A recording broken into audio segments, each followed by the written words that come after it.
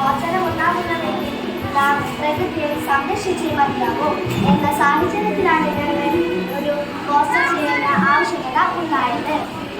ഇന്നത്തെ ശേഷം പത്രം ചെയ്തു. മതഗ്രന്ഥനം നമ്മുടെ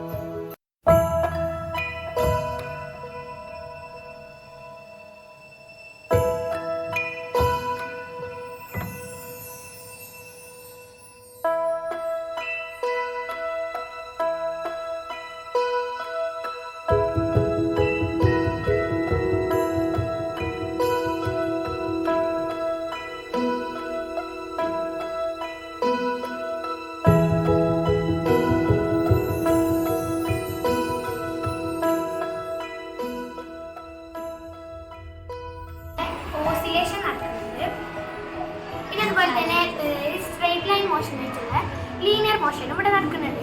ഈ രണ്ട് സ്ലേറ്റുകളിലും ലീനിയർ മോഷനാണ് നടക്കുന്നത്. അതുപോലെ തന്നെ ഇവിടെ നടക്കുന്നത് പറയുന്നത് റൊട്ടേഷൻ ആണ്. നമ്മളെല്ലാവരും ഈ റൈഡിൽ കയറിയിട്ടുണ്ടാവും. ഈ ഒരു റൈഡിൽ നടക്കുന്നത് റൊട്ടേഷൻ ആണ്. അതുപോലെ തന്നെ ഈ ഒരു റൈഡിൽ നടക്കുന്നത് ഒരു വൈബ്രേഷൻ ആണ് ഉണ്ടാവുക. കാരണം നമ്മൾ ശ്രദ്ധിക്കാത്തൊരു കാര്യമാണ് കേട്ടോ. ഇവിടെ വൈബ്രേഷൻ നടക്കും. അതുപോലെ തന്നെ ഇത് ഇവിടെ നടക്കുന്നത് ഓസിലേഷൻ തന്നെയാണ്. ഈ സീസോൺ നടക്കുന്നത് മോഷന് പറയുന്നത് തന്നെ ഓസിലേഷൻ.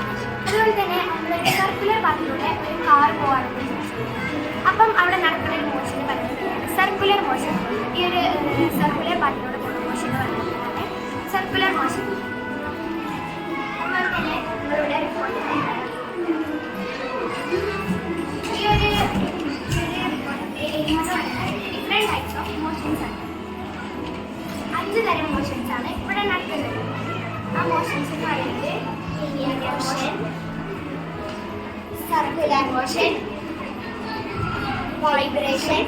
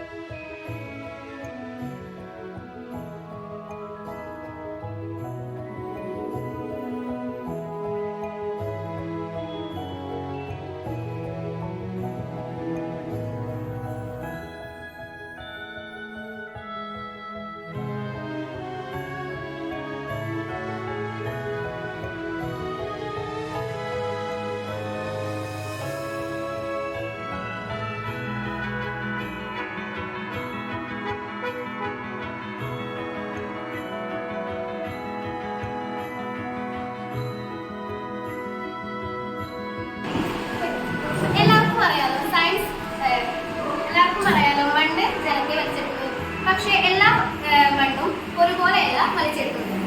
മണ്ണുകൾ ചിലത് കൂടുതലും ചിലത് കുറവുമാണ് ജലം വലിച്ചെടുക്കുന്നത്. നമ്മൾക്ക് ഇന്നത്തെ പ്രോജക്റ്റിലൂടെ ഏത് മണ്ണാണ് കൂടുതൽ വലിച്ചെടുക്കുന്നത് എന്നും കുറവ് വലിച്ചെടുക്കുന്നതെന്നും നോക്കാം. അതിന് വേണ്ട സാധനങ്ങൾ 3 കുപ്പി ഗ്ലാസുകൾ, ഒരു ഫണൽ, ഫിൽറ്റർ പേപ്പർ, 3 തരം മണ്ണ്, പിന്നെ ഡ്രോപ്പർ. ഫസ്റ്റ് ചെയ്യുന്നത് ഡ്രോപ്പർ ഗ്ലാസിന്റെ മുകളിൽ വെച്ച് ഫിൽറ്റർ പേപ്പർ കോണാകൃതിയിൽ മടക്കുക. ഇനി ഒരേ അളവിൽ നമ്മൾ മണൽ ഒരു സ്പൂൺ മണൽ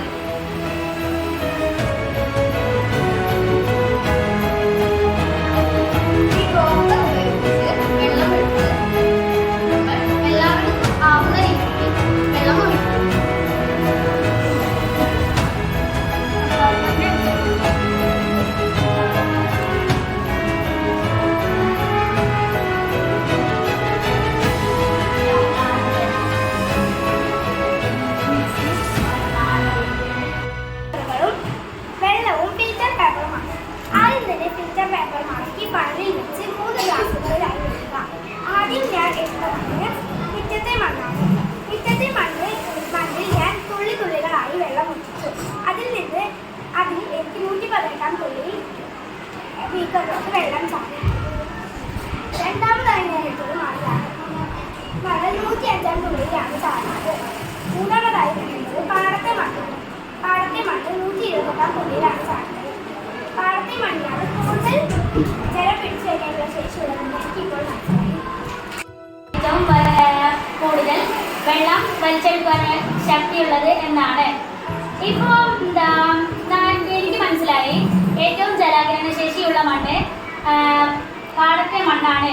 അത് എനിക്ക് കിട്ടിയത് 112 തുള്ളികൾ ഒഴിച്ചപ്പോഴാണ് എൻ്റെ മണ്ണിൽ തുള്ളി പാത്രത്തിലേക്ക് തുള്ളികൾ വീണത്. പിന്നെ മണ്ണുകൾ എത്രയധികം വെള്ളം വലിച്ചെടുക്കുന്നു എന്നാണ് നമ്മൾ ഈ പരീക്ഷണത്തിൽ ചെയ്യുന്നത്.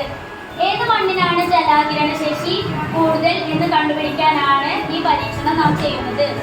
ഇത് ചെയ്യേണ്ട രീതി: പരീക്ഷണത്തിന് ആവശ്യമായ സാധനങ്ങൾ ഫണലും ഗ്ലാസും ഡ്രോപ്പറും ഫിൽറ്റർ പേപ്പർ 3 മണ്ണുകളും പിന്നെ ബീക്കറുമാണ് വേണ്ടത്.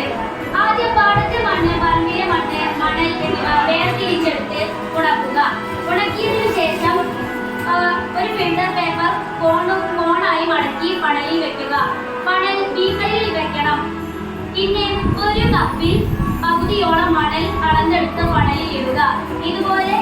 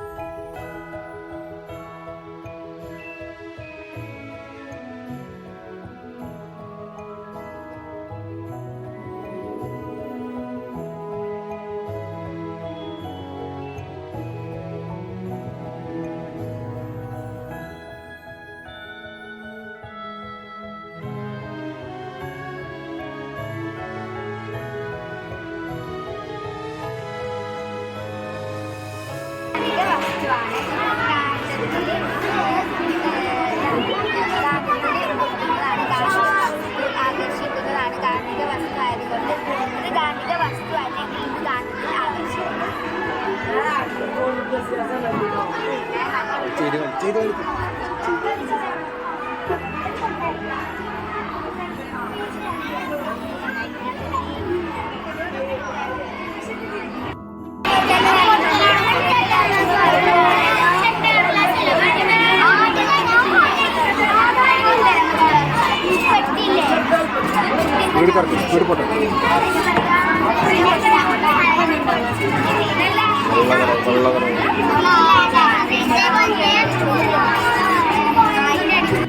ശിവശത്തിന്റെ പ്രവർത്തനം വിശദീകരിക്കുന്ന ഒരു പ്രവർത്തനമാണ്.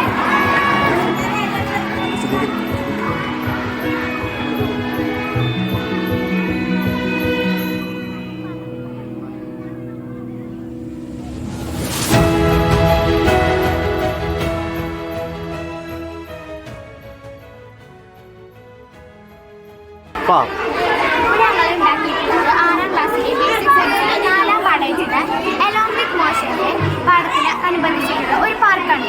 സയൻസ് പാർക്ക് എന്നാണ് ഇതിന്റെ പേര്. അപ്പോൾ നമ്മളൊക്കെ പാർക്കിലൊക്കെ പോയിട്ടുണ്ടാകും. പക്ഷെ നമ്മൾ ശ്രദ്ധിക്കാത്തൊരു കാര്യം എന്ന് പറയുന്നത് ഇതിൽ നമ്മൾ 6ാം ക്ലാസ്സിൽ പല മോഷൻസും ഇവിടെ നടക്കുന്നുണ്ട്. എക്സാമ്പിൾ ഇവിടെ ഇപ്പം ഒരു ഊഞ്ഞാലാണെന്ന് വിചാരിച്ചു കഴിഞ്ഞാൽ ഇവിടെ ഓസിലേഷൻ ആണ് നടക്കുന്നത്. ഓസിലേഷൻ എന്ന് പറഞ്ഞു കഴിഞ്ഞാൽ അത് ഒരു ഫിക്സ്ഡ് പോയിന്റിലെ ടു ആൻഡ് ഫ്രോ മോഷനെയാണ് ഓസിലേഷൻ എന്ന് പറയുന്നത്. അതുപോലെ തന്നെ സ്ലൈഡിലൊക്കെ പോകാൻ നമുക്ക് നല്ല ഇഷ്ടമാണ്. ഈ സ്ലൈഡിൽ നടക്കുന്ന മോഷൻ പറയുന്ന പേരാണ് ലീനിയർ മോഷൻ. ലീനിയർ മോഷൻ എന്ന് പറഞ്ഞു കഴിഞ്ഞാൽ ഒരു സ്ട്രെയിറ്റ് ലൈനിലുള്ള മോഷനെയാണ് ലീനിയർ മോഷൻ എന്ന് പറയുന്നത്. ഈ ഒരു റൈഡ് നമ്മളെല്ലാവരും കണ്ടിട്ടുണ്ടാവും. ഈ ഒരു റൈഡിൽ നടക്കുന്ന മോഷൻ എന്ന് പറഞ്ഞു കഴിഞ്ഞാൽ റൊട്ടേഷനാണ്. റൊട്ടേഷൻ എന്ന് പറഞ്ഞു കഴിഞ്ഞാൽ അത് ഒരു ആക്സിസിൽ നടന്ന് കറങ്ങുകയാണ് ചെയ്യുന്നത്. അതുപോലെ തന്നെ സീസോയിൽ നമ്മളെല്ലാവരും കളിച്ചിട്ടുണ്ടാവും. സീസോയിലും അതുപോലെ തന്നെ ഓസിലേഷനാണ് നടക്കുന്നത്. പിന്നെ ഒരു സർക്കുലർ പാത്തിലൂടെ ഒരു കാർ പോവുകയാണെന്ന് ഇമാജിൻ ചെയ്ത് നോക്കാം. അപ്പോൾ നമുക്ക് അവിടെ കാണാൻ പറ്റുന്നത് ഈ മോഷൻ എന്ന് പറയുന്നത് സർക്കുലർ മോഷനാണ്. സർക്കുലർ മോഷൻ എന്ന് പറഞ്ഞാൽ സർക്കുലർ പാത്തിലാണ്. ഇതാണ് ഞങ്ങളുടെ പ്രൊജക്റ്റ് എന്ന് പറയുന്നത്.